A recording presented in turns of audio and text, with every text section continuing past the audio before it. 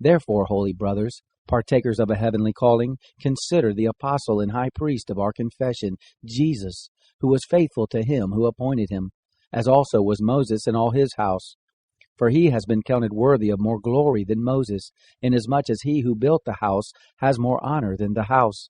For every house is built by someone, but he who built all things is God. Moses indeed was faithful in all his house as a servant for a testimony of those things which were afterward to be spoken.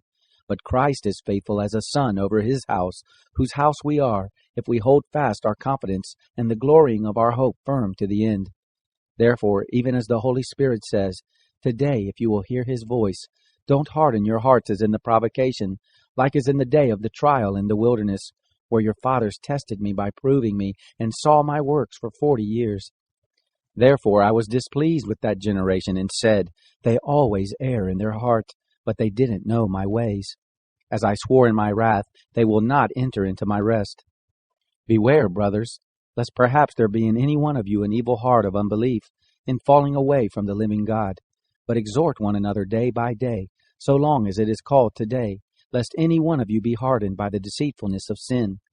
For we have become partakers of Christ, if we hold fast the beginning of our confidence firm to the end.